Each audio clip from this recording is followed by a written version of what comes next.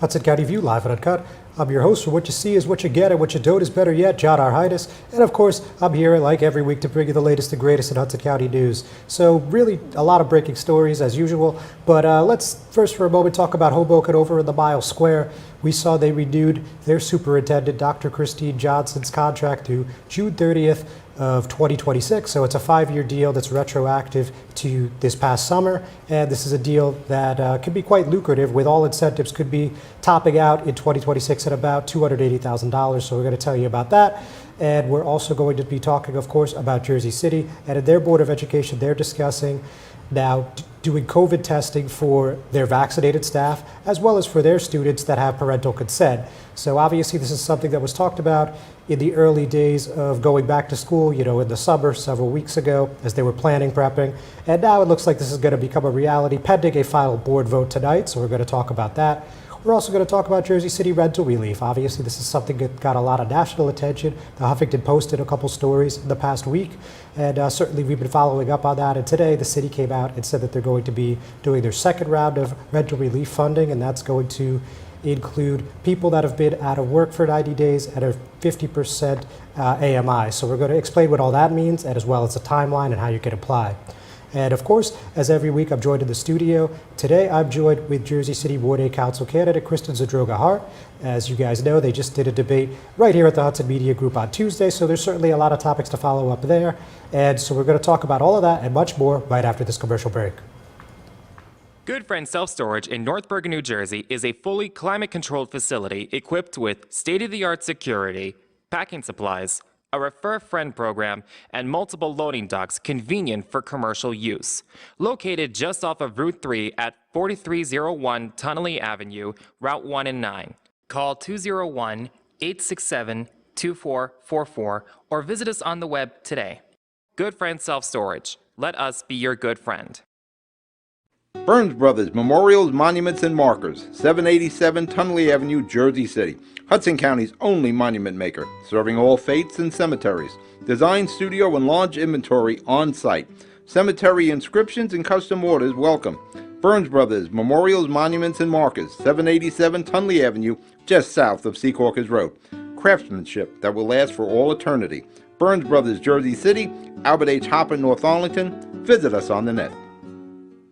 Consumer Carpets, 3408 Kennedy Boulevard in the Jersey City Heights, your one-stop store for residential and commercial floor treatments, carpeting, linoleum, tiles, laminates, hardwood floors, area rugs, remnants, all major brands, all in stock. Free estimates, same-day installation. Consumer Carpets, it's savings, selection, installation. Credit cards and debit cards accepted. Financing available. Consumer Carpets, price to fit your budget, installation to fit your schedule. On the net at consumercarpets.com. Consumer Carpets, Jersey City, 201-792-2712. Ford made their first all-electric SUV a Mustang.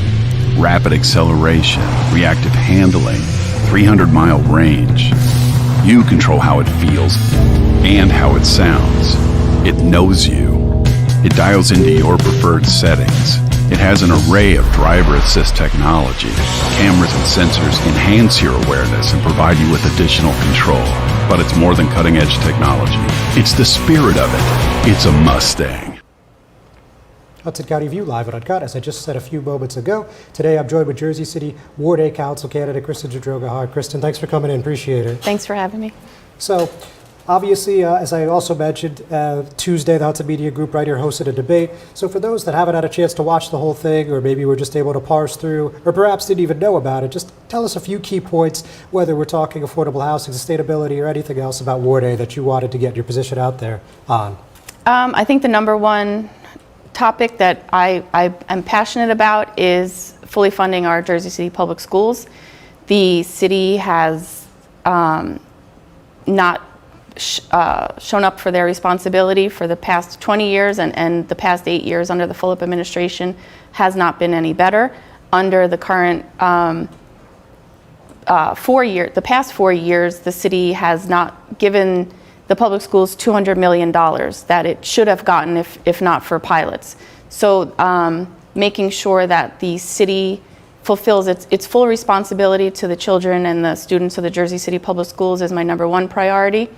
And I think another issue is sustainability in Jersey City, especially Ward A, and most especially in Country Village and the places surrounding Country Village. We saw with Ida, and every time that there's a storm, the entire community gets flooded out, basements are destroyed, people are losing property. Thank goodness no lives yet, but it's only a matter of time that the tragedies escalate if we don't act.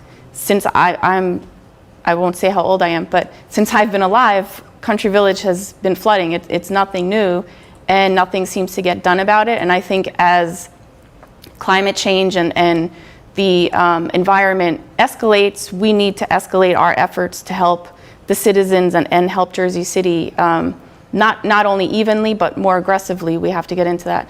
And I think affordable housing is definitely a key thing. We need to mandate affordable housing. Last night in the city council meeting, the IZO that Councilman Lavarro presented was voted down to be entered into the discussion. Three votes yes, 6 votes no. So I think that's just a real lacking on a lot of the current council's thinking, not wanting to really tighten up the affordable housing when it comes to new developments in Jersey City.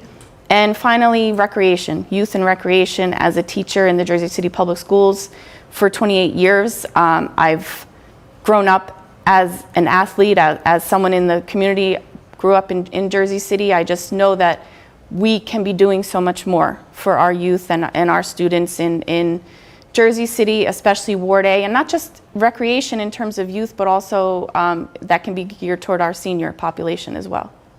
All right, very good. So I think that was a pretty good synopsis. So let's rewind. Let's go back to the funding our schools. Opportune timing, right? In the past week or so, we've seen residents get their tax bill. That came with a letter from the mayor who said, of course, paraphrasing, that once again, the city's done its due diligence. We're giving you about a $1,000 tax decrease. And once again, the Board of Ed has raised taxes and, essentially screwed you over. So I know you've been vocal about this topic in the past, and this is no different. But for those that may not have heard your opinion on this, just tell me what you think.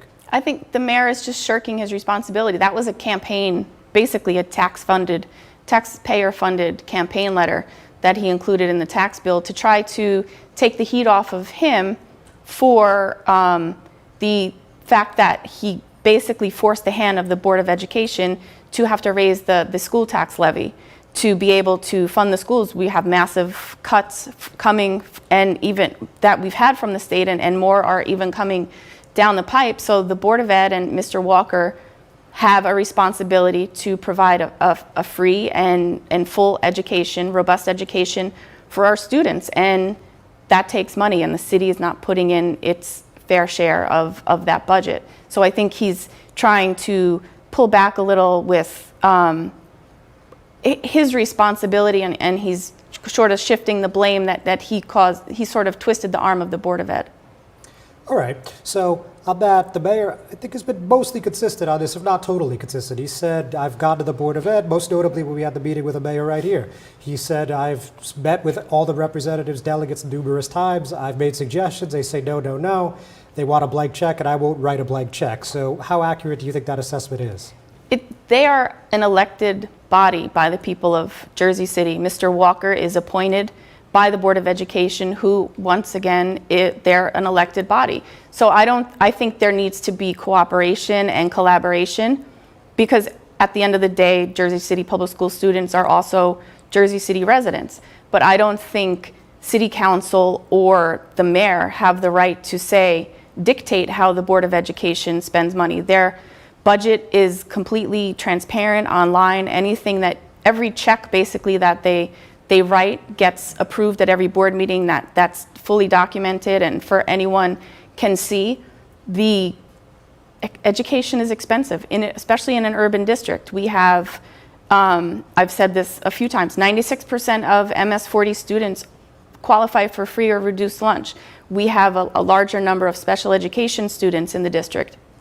We have a larger number of English language learner students in the district. We are a port of entry for many students who are coming here as refugees, and there are more services that are needed here than in a small suburban or a suburban district. So, Oh, sorry, let me just hold that thought. We do have to take a quick break. We'll be right back. Panapinto Properties, Jersey City, shaping the workplace with state-of-the-art office spaces and addresses your company desires. Building residences that define your home environment, adjacent to all modes of transportation with on-site parking available. The right address, the right lease. Call 201-521-9000 or visit online at panapintodevelopment.com. Panapinto Properties, building Jersey City for everyone. Jersey City Medical Center is healing, enhancing, and investing in Hudson County because your heart doesn't beat just for you. So get it checked. When your bones are healthy, it lifts us all.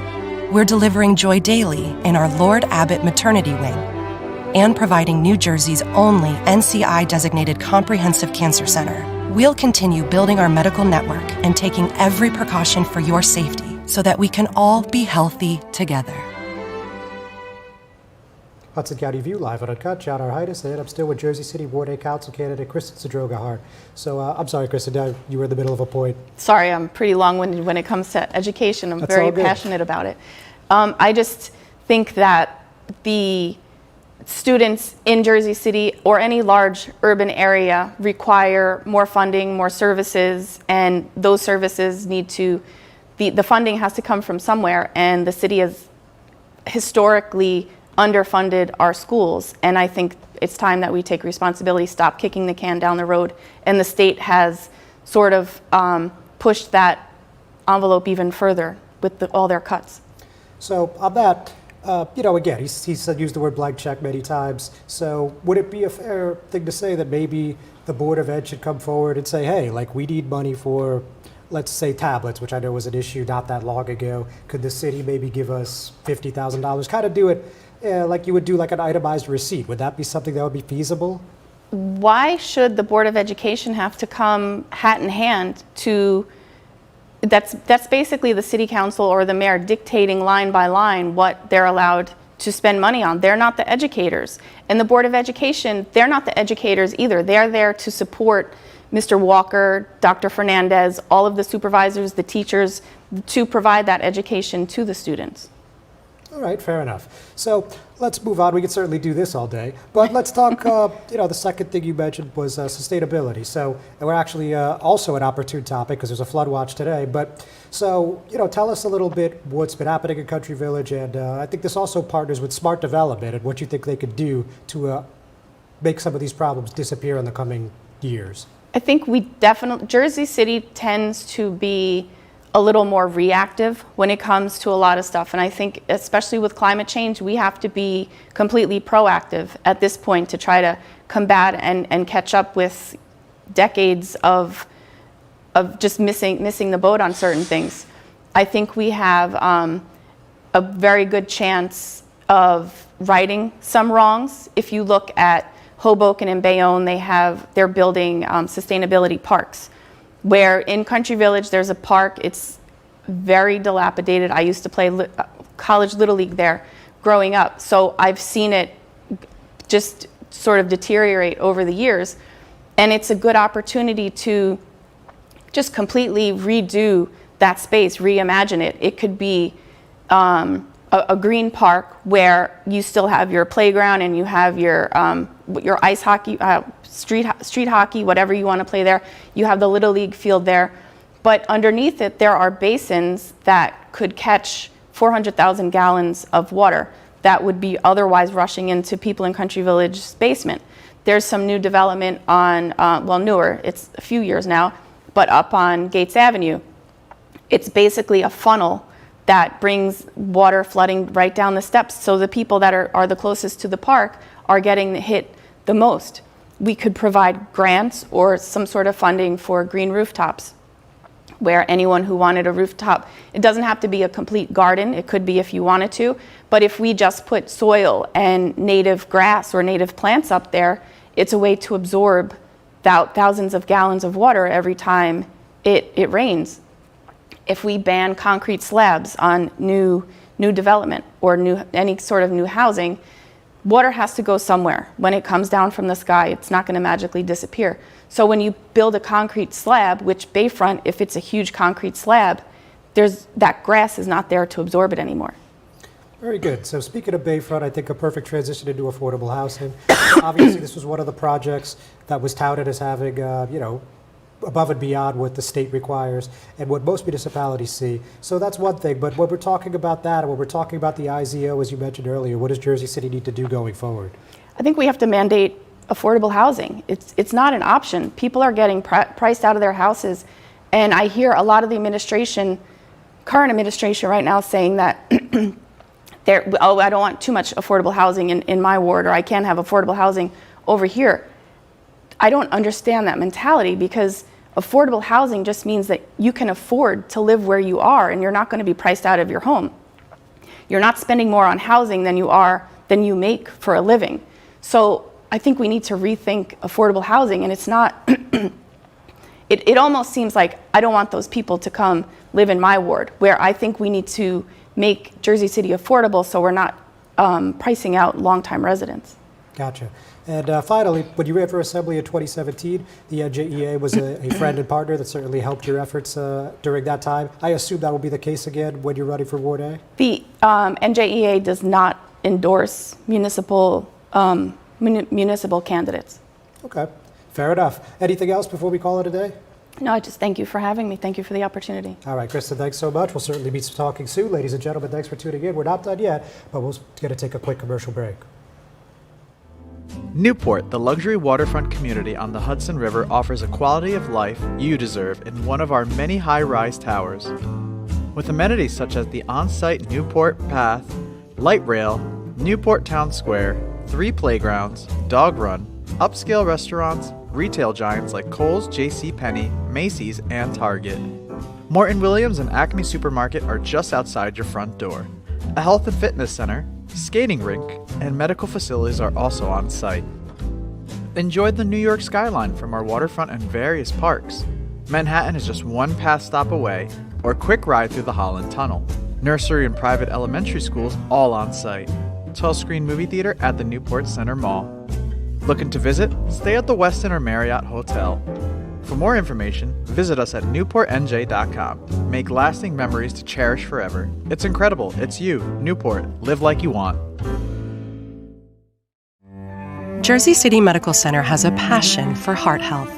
We're Hudson County's only full-service heart hospital, with innovative technologies and premier cardiovascular physicians. A partnership with Rutgers Health. The latest technology and medical advancements and nationally renowned care for every heart in every community. Whoever your heart beats for, our hearts beat for you. Jersey City Medical Center. Introducing the all-new Ford Maverick. A truck for people who do stuff. And people who make stuff. People like Gabrielle Union. I make this look good, don't I? Who haul whatever they want to wherever they want. Like wood to build things made of wood with. And friends to get weird with. It's for long trips that the standard hybrid engine with a targeted EPA estimated city fuel economy rating of 40 miles per gallon helps with. That an 8-inch touchscreen connects with. And any trip that this interior makes more comfortable. We'll let Gabrielle tell you all about it. Or I could just tell them it's a Ford truck that starts at less than $20,000 MSRP. Yep, that works too. The all-new Ford Maverick, built to defy expectations.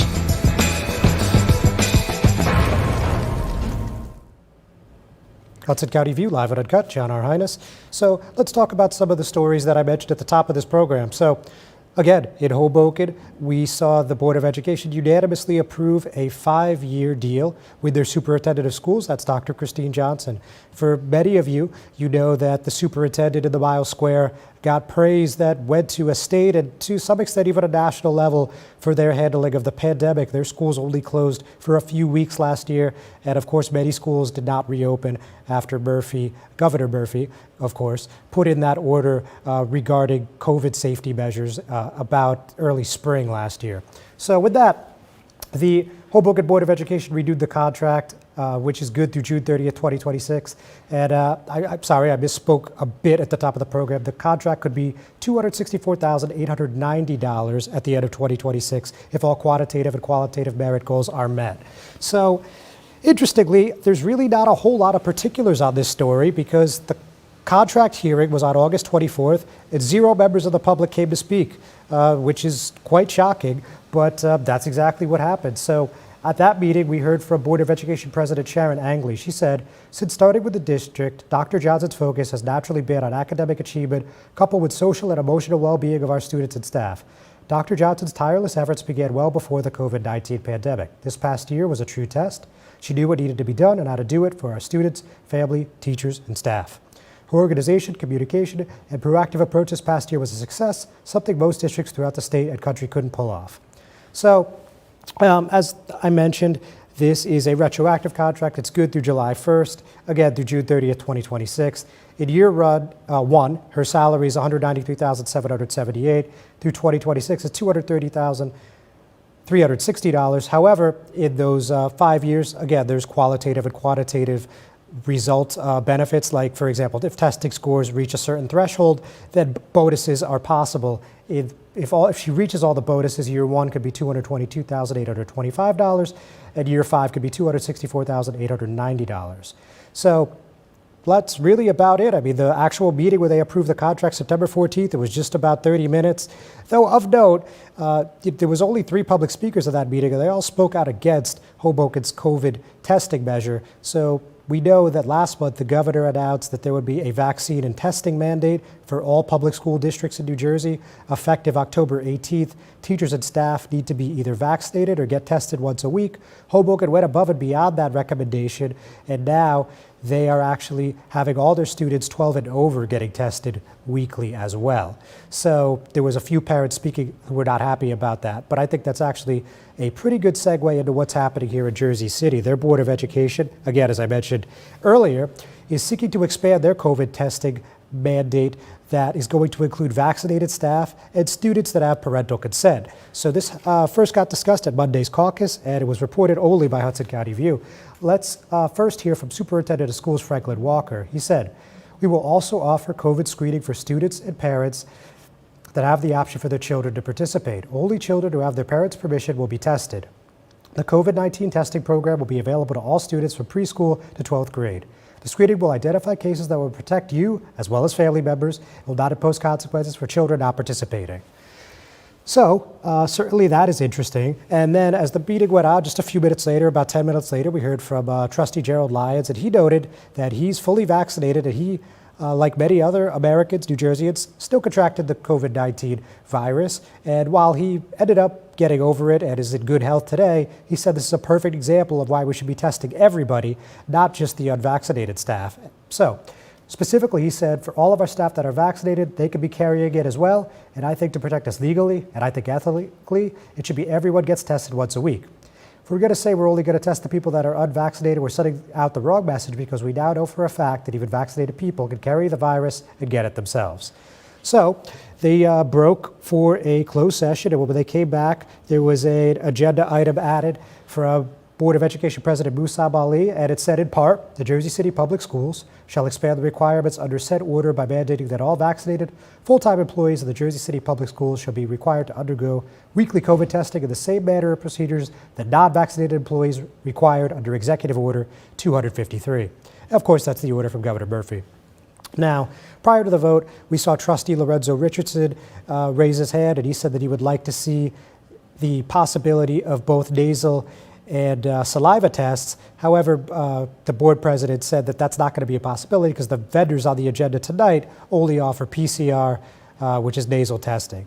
At the end of the day, the measure ended up passing 6-0-2, and that was with trustees Gina Vertabello and Joe Terrell Page abstaining. And we also saw that trustee Alexander Hamilton was absent. So with that, we're going to take our final commercial break. We'll be right back. I've got cancer. We've got the highest level of cancer care, the latest clinical trials, researchers working to find a cure, and nurse navigators to guide you every step of the way. At New Jersey's only NCI-designated comprehensive cancer center, your safety has always been our top priority. I've got cancer, but I also have peace of mind. Jersey City Medical Center and Rutgers Cancer Institute of New Jersey. Let's beat cancer together.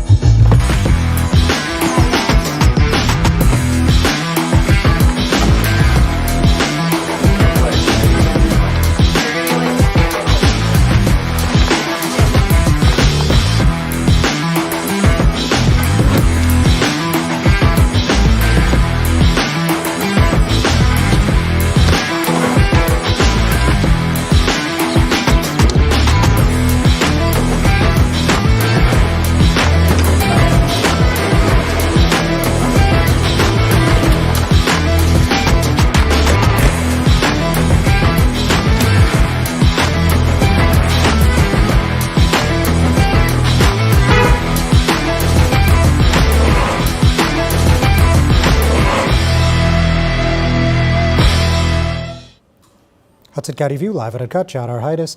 So a couple more before we call it a day. And so let's talk about rental relief. Obviously, the Huffington Post has reported on Jersey City's federal aid response, specifically when it comes to people impacted, renters impacted by the pandemic. Now, they basically said that Jersey City has been very slow in rolling out, I guess would be basically how they framed it. And this is the reason why. Their reporting indicated that as of the beginning of the month, I believe it was September 9th to be precise, they had received over 1,100 relief applications, processed more than 900, denied 800, with just 45 applications approved. The reason being was that phase one was reserved for those who live in owner-occupied buildings with 2 to 4 units. So obviously once this national outlet began reporting on this, there was a lot of scrutiny. And now we'll find out just a little earlier today, a few hours ago, that that's going to be expanded. The next phase will be open from October 4th through October 18th, and again, will offer up to $10,000 per family in rental assistance. Now, the expanded eligibility will focus on families living at or below 50% AMI, which is area median income, and those with family members who have been unemployed for 90 days preceding the date of the application. So, interestingly, we also heard from the city on this, and they doubled down. They stood firm on their decision to do this in the multi-phase process the way that they did. And the news release says the first phase of the COVID-19 rent relief program reserved eligibility for very low-income households renting in small owner-occupied buildings to provide financial aid to Jersey City's most vulnerable residents, both landlords and renters. Historically, this population faces more challenges applying for aid. The initial funds focused on owner-occupied buildings where the owner lives and relies on the rental income for sustaining their own home, as opposed to a large developer or an absentee landlord that is more organized and would exhaust the limited funds available with their multiple investment properties. So with that, just very quickly, we're all going to note two things. Jersey City Mayor Stephen Fulop got the endorsement of SEIU 32BJ, a very prominent labor union in the Northeast. And we also saw an internal poll from Wardy Councilman James Solomon released, where the poll says from ALG, another reputable organization, worldwide polling firm, says that with 42% of the voters undecided, Solomon leads 47-11 among decided voters. So you're going to have to check that out for yourselves, because unfortunately we're out of time. Ladies and gentlemen, thanks for joining in. Please tune in tonight at 6 o'clock for the Ward B debate. See you soon.